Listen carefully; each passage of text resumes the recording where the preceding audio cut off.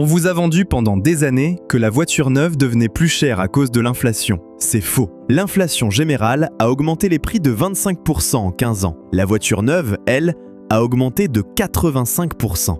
3 fois plus vite. Et ce n'est pas un accident industriel, c'est une décision. Une décision prise par des gens dont je vais vous citer les noms, datée d'un règlement précis, signé et publié au journal officiel de l'Union européenne. Quand vous aurez compris le mécanisme, vous comprendrez aussi pourquoi votre prochain achat ne vous appartiendra probablement plus. Le prix moyen d'une voiture neuve en France en 2024, c'était 36 700 €. En 2010, c'était 19 800. 14 ans, prix multiplié par presque 2. Le salaire médian français, lui, sur la même période, plus 20%. 20%. Voilà l'écart. Voilà ce que personne ne veut chiffrer en clair sur un plateau télé. Concrètement, ça veut dire quoi? Ça veut dire qu'en 2013, il fallait 10 mois de salaire net pour s'offrir la voiture moyenne du pays. Aujourd'hui, il en faut 14. 4 mois de votre vie partis en fumée, juste pour suivre la cadence d'un marché qu'on a délibérément sorti de votre portée. Et avant qu'on aille plus loin, retenez bien ce que je vais dire maintenant, parce que c'est exactement ce qu'on va vous démontrer point par point dans les 20 minutes qui viennent. La voiture neuve en France, en 2026, n'est plus un bien de consommation. C'est devenu un produit de luxe administré par Bruxelles. Et le calendrier de votre éviction du marché, je vais vous le montrer, signé, daté, voté. Commençons par les faits bruts. 2025, 1 632 154 voitures neuves immatriculées en France, moins 5% par rapport à 2024, moins 26% par rapport à 2019. La 4e pire année du marché français depuis 1972. Vous avez bien lu, depuis 1972. 53 ans d'historique et on est dans le bas du classement. Le directeur général d'AAA Data, Julien Billon, le dit lui-même. Depuis 2020, on a perdu 3 100 000 unités neuves. 3 millions. C'est l'équivalent du parc automobile entier d'un pays comme la Belgique qui ne s'est jamais vendu. Évaporé. Et ce ne sont pas des gens qui ont arrêté de rouler, c'est des gens qui ont basculé sur l'occasion, parce que le neuf, ils ne peuvent plus se le permettre. Février 2026, encore pire, moins 14,7% par rapport à février 2025, le plus bas historique pour un mois de février, hors crise des semi-conducteurs. La PFA, la plateforme automobile, parle elle-même de moins 30% par rapport à 2019. Quand l'industrie elle-même affiche ces chiffres, c'est qu'on a dépassé le stade du problème conjoncturel. On est dans une bascule structurelle.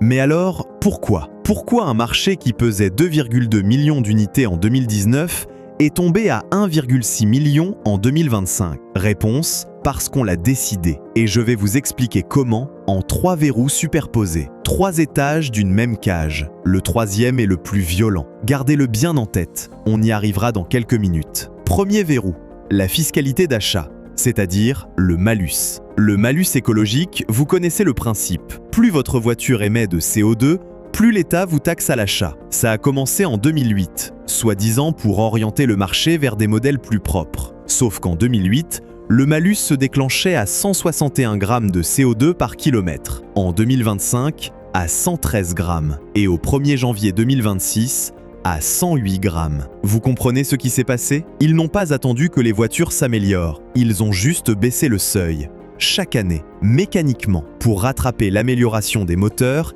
et continuer à taxer la même proportion de gens. C'est une partie de poker où l'État change la valeur des cartes pendant que vous regardez ailleurs. Résultat, le cabinet Dataneo l'a calculé. 72% des voitures neuves vendues en France en 2026 sont concernées par le malus. 72%. Ce n'est plus une pénalité pour les gros 4x4 polluants, c'est une taxe quasi générale sur l'achat d'une voiture neuve. Quelques exemples concrets pour que vous voyez à quoi ça ressemble dans la vraie vie. La Renault Clio 6 Essence, le best-seller français, modèle d'entrée de gamme, 114 grammes de CO2. Malus 2026, 190 €. La Peugeot 208 Essence de base, 118 grammes. Elle passait de 170 € de malus en 2025 à 260 € en 2026. Le plafond du malus, lui, monte. 70 000 € en 2025, 80 000 en 2026, 90 000 en 2027, 100 000 en 2028. Et en 2028, le plafonnement du cumul malus CO2 plus malus masse saute. Ce qui veut dire que dans 2 ans, on pourra payer plus de 100 000 € de taxes sur l'achat d'une voiture. La trajectoire est écrite, votée, publique. Personne ne se cache. Ils vous disent simplement où ils vont. Le malus masse, on en parle. Au 1er janvier 2026, le seuil tombe de 1600 kg à 1500. Or, les voitures pèsent de plus en plus lourd. Pourquoi ? Parce que les normes de sécurité imposent toujours plus d'équipements. Parce que les batteries des hybrides rechargeables sont des enclumes. Parce que les SUV qu'on vous a vendus pendant 10 ans dépassent tous le seuil. Vous achetez un SUV familial de 1650 kg qui rejette 145 grammes de CO2, 2544 € de malus CO2, plus 1500 € de malus masse. Plus de 4000 € de taxes à signer chez le concessionnaire, avant même d'avoir tourné la clé. Voilà pour le premier verrou. Mais ça, c'est seulement la partie visible de l'iceberg. Le deuxième verrou, lui, est invisible. Il est planqué dans le prix catalogue. C'est le truc dont on ne parle jamais. Et pourtant, c'est probablement le plus efficace. Depuis le 7 juillet 2024, toute voiture neuve vendue en Europe doit obligatoirement embarquer la norme GSR2, General Safety Regulation 2, boîte noire qui enregistre 30 secondes avant et 10 secondes après tout accident. Limitateur intelligent de vitesse, qu'on appelle ISA, qui bip quand vous dépassez. Détecteur de somnolence, détecteur d'inattention, freinage d'urgence automatique, maintien dans la voie, pré-équipement éthylotest anti-démarrage. Le coût, estimé entre 474 et 617 € par voiture par les autorités elles-mêmes. La Dacia Sandero d'entrée de gamme a pris 500 € de plus, sec. La Peugeot 208 base, 350 €. C'est passé sous les radars, à l'intérieur du prix catalogue. Mais c'est là, dans toutes les voitures neuves que vous achetez aujourd'hui. Et maintenant, accrochez-vous. Le 29 novembre 2026, dans 18 mois, entre en vigueur la norme Euro 7. Tous les nouveaux modèles homologués devront s'y conformer. À partir du 29 mai 2027, ce sera tous les véhicules neufs immatriculés, sans exception. Le surcoût, l'Association des constructeurs européens d'automobiles, l'ACEA, présidée à l'époque par Luca De Meo, l'avait chiffré à 2000 € par voiture en moyenne. Les experts du secteur, eux, parle de 1500 à 3000 € sur les citadines d'entrée de gamme, soit 10 à 25% du prix d'une petite voiture. Sur une Sandero à 17 500 €, on parle d'un surcoût qui peut représenter le 6e du prix. Et tenez-vous bien, parce que l'argument environnemental ici, c'est de la fumée. Sur Euro 7,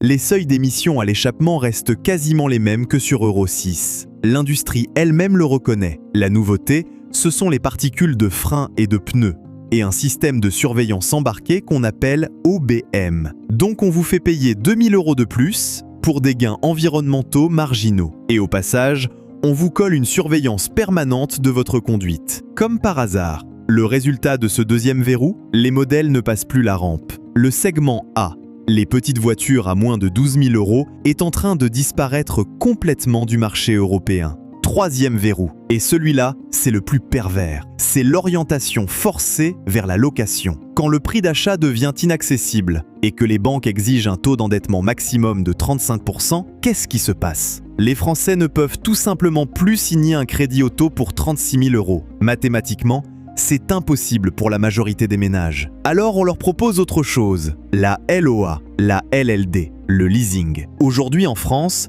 60% des voitures neuves sont acquises en LOA ou LLD. En décembre 2025, 36% des particuliers achètent en location longue durée, en hausse de 38% sur un an. Le leasing social, c'est-à-dire la location à 100 ou 200 € par mois pour les ménages modestes, c'est l'État qui orchestre cette bascule, lui-même. Comprenez bien ce que ça veut dire. Vous payez tous les mois pour utiliser une voiture. Au bout de 3 ans, 4 ans, 5 ans, vous la rendez. Vous n'avez rien, aucun bien, aucun patrimoine. Vous repartez sur un nouveau contrat, une nouvelle voiture, de nouvelles mensualités, et ainsi de suite, jusqu'à votre dernier souffle. C'est ça, le troisième verrou. La voiture, qui était hier le deuxième patrimoine des Français après la maison, devient un abonnement. Comme Netflix, comme votre forfait téléphonique. Vous ne possédez plus rien, vous louez l'usage.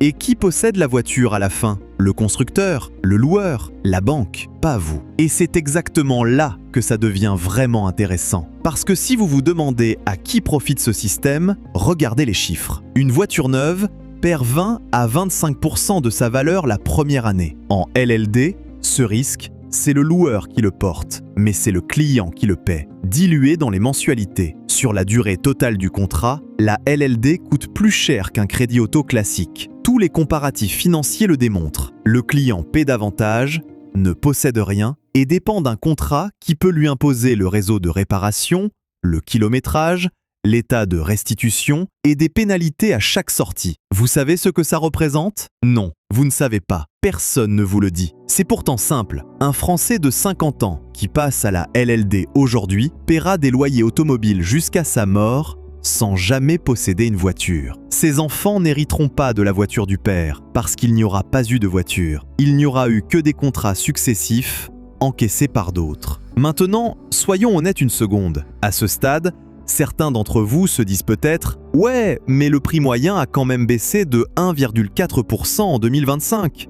C'est vrai, c'est ce qu'A-Data publie. Sauf que ce chiffre est trompeur. Il reflète la disparition du segment d'entrée de gamme qui pesait sur la moyenne basse et les remises agressives sur les stocks Euro 6 en fin de carrière. Ce n'est pas un mouvement de fond, c'est un dernier sursaut commercial avant le mur Euro 7. Et croyez-moi, après le 29 novembre 2026, vous regretterez les prix de 2025. Bon, tout ça, c'est le quoi. Maintenant, le qui. Parce que pour qu'une décision de cette ampleur passe, il a fallu des gens, des noms. Le règlement européen 2019/2144, c'est-à-dire GSR2, voté par le Parlement européen, adopté par le Conseil de l'Union européenne. Le règlement Euro 7, adopté définitivement par le Conseil le 12 avril 2024, après vote du Parlement le 13 mars 2024, tout ça, c'est Bruxelles. C'est la Commission européenne, présidée par Ursula von der Leyen. Et en France, la loi de finances 2025, gouvernement Bayrou, février 2025, qui a fixé la trajectoire du malus jusqu'en 2028. Le gouvernement Lecornu 2,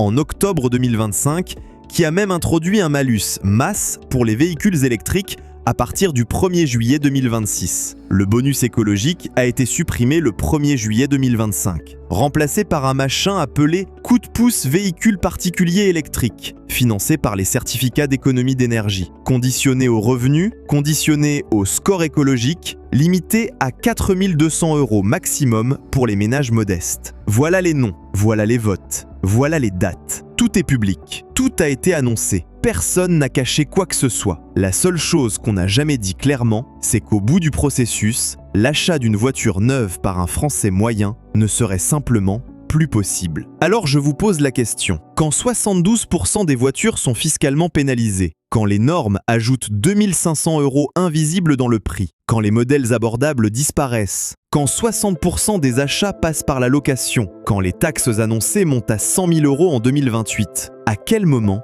est-ce qu'on parle d'accident? À quel moment est-ce qu'on continue à parler de transition écologique, comme si tout ça était la conséquence malheureuse de bonnes intentions? Ce n'est pas un accident, c'est une stratégie, et elle profite à des gens très précis, aux constructeurs européens qui ont misé l'intégralité de leurs investissements sur l'électrique, et qui ont besoin que le marché thermique disparaisse pour rentabiliser, aux loueurs et aux banques qui transforment la voiture en flux de revenus récurrents, au lieu d'un achat unique, à la Commission, qui voulait son symbole climatique et qui l'a obtenu sur le dos des classes moyennes, aux flottes professionnelles, qui bénéficient de remises de 15% et accèdent à l'électrique en priorité grâce à la taxe annuelle incitative, pendant que vous payez 6 126 € de malus pour transporter vos enfants. Et le pire, c'est qu'au moment exact où ce système se referme sur vous, on vous explique que c'est pour votre bien, que c'est pour la planète, que c'est pour la sécurité, que c'est pour la transition juste. Bien sûr, évidemment, quelle surprise. Aux États-Unis, en février 2026, l'administration Trump vient de supprimer l'obligation du start and stop sur les voitures neuves, trop pénible pour les conducteurs, trop coûteux pour les constructeurs. Deux trajectoires opposées sur la même question. Pendant qu'eux desserrent la vis pour leurs automobilistes, ici, on la resserre, mois après mois, gramme après gramme. Et personne ne demande des comptes. Personne. Le 16 décembre 2025, la Commission a fini par admettre du bout des lèvres que l'objectif 2035 était peut-être trop dur. Elle a proposé un assouplissement. 90% de réduction des émissions au lieu de 100%, avec compensation e-fuels, biocarburants. Volkswagen a salué une décision saine sur le plan économique. Tu m'étonnes, Volkswagen qui a déjà arrêté la Polo thermique, qui ferme la Tourane, qui a basculé toute sa stratégie sur l'électrique, salue le sauvetage de la voiture thermique. Ce qui, en français normal, veut dire « laissez-nous le temps d'écouler nos investissements avant de fermer la porte définitivement ». Pendant ce temps, le parc automobile français vieillit. L'âge moyen d'une voiture d'occasion atteint 11,1 ans. 11 ans. Les gens roulent dans des voitures de plus en plus vieilles, de plus en plus chères à entretenir, de plus en plus exposées aux ZFE qui les chassent des centres-villes. 4% des achats des 10% les plus pauvres sont des voitures neuves. 4%. Chez les 10% les plus riches, 25%. C'est ça, votre transition écologique. Et la trajectoire ne s'arrête pas, elle continue. Le seuil de malus va encore baisser. Les normes Euro 8 sont déjà dans les cartons. Le malus masse va s'élargir aux électriques. Les ZFE vont se durcir. La LLD va devenir la norme. Et dans 10 ans, la propriété d'une voiture par un ménage français moyen sera devenue une chose rare, une particularité de retraités qui ont acheté avant la bascule. Vous vouliez savoir pourquoi vous ne pourrez bientôt plus acheter de voiture neuve? Voilà la réponse. 3 verrous superposés, votés, publiés, datés. Aucune fatalité, aucun accident, aucune surprise. Une décision.